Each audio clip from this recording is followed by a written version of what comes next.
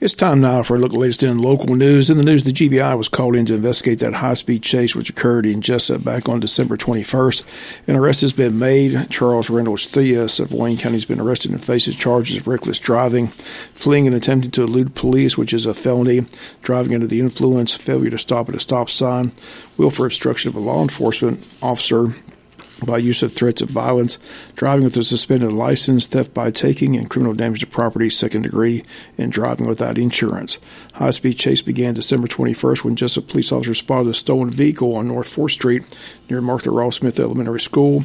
Chase ended when an officer discharged his weapon, disabling the front left tire of the vehicle. The suspect eventually came to a stop as his vehicle became wedged between a few trees at Jesup Elementary School. The driver of the vehicle was taken by a patrol car to Wayne Memorial Hospital for medical clearance, but the suspect was able to escape the deputy's custody at the hospital, fled on foot into a wooded area behind the Sonic restaurant and food line, but he was apprehended a short time after he fled and was arrested. Chief Hamilton of the Jesup PD asked the GBI to come in to investigate the duty-related discharge of the firearm and the Georgia State Patrol to come in and investigate the high-speed chase. Once again, a suspect has been arrested. He is Wayne County resident Charles Theus, faces a series of charges from the high-speed chase, which again began and occurred back on December 21st here in the city of Jesup.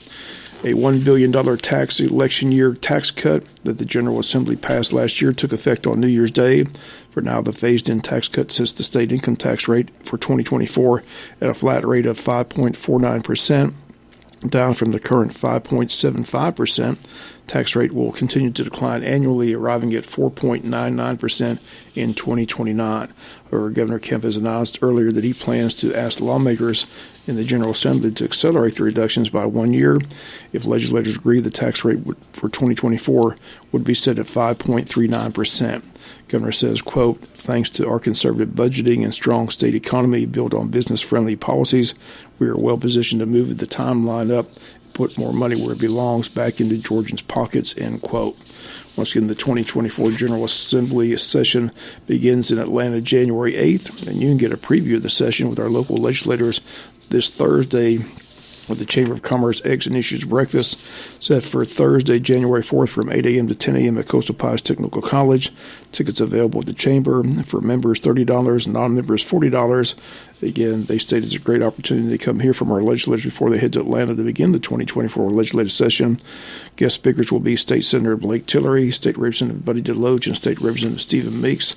WIFO FM will be on hand. Again, we'll bring you comments from the legislators all next week here on the local news. But again, the Eggs and Issues Breakfast set for this Thursday, January 4th at Coastal Pies Technical College. Once again, everyone is invited. Tickets on sale now at the Chamber. For more information, call the Chamber at 912-427-2028. We'll be back with more news after this word from our sponsor, the commercial messages, so please stay tuned. In other news, Jesup City Commissioners' first meeting of the year 2024 is set for this Thursday evening at 7 p.m. at City Hall. 3 new commissioners on the City Council, including former City Manager Mike Deal and former Jesup Police Chief Perry Morgan. Also joining the council, Jonathan McCullough. They joined Pamela Schumann, Tim Cockfield, and Bill Harvey, along with Mayor Ralph Hickox. The agenda is on for this Thursday. It includes an executive session to discuss personnel. Other items on the agenda include under old business, board appointments. Also report an update from City Clerk and Treasurer Rhonda Tillman on the SPLOST Fund CD regarding the ladder truck. This item has been on the agenda for the last 3 meetings as they continue to discuss what's the best option. Tim Cockfield on record saying he believes that this is just an attempt to derail the purchase of the ladder truck altogether. Other commissioners have disagreed with that opinion. Once again, the topic back on the agenda for Thursday, along with one item of new business, that is a request for approval of a transitional home at 197 Conway Drive. Mike Henderson has that on the city agenda. Also on the agenda, items with city manager, items with commissioners, items with the mayor. Once again, an executive session has been added to discuss personnel. It's interesting as during the campaign, the city manager, a big topic of conversation, is believed the city manager is the personnel to be discussed Thursday in that executive session. WIFO-FM will be at the meeting and have a full report on Friday's newscast.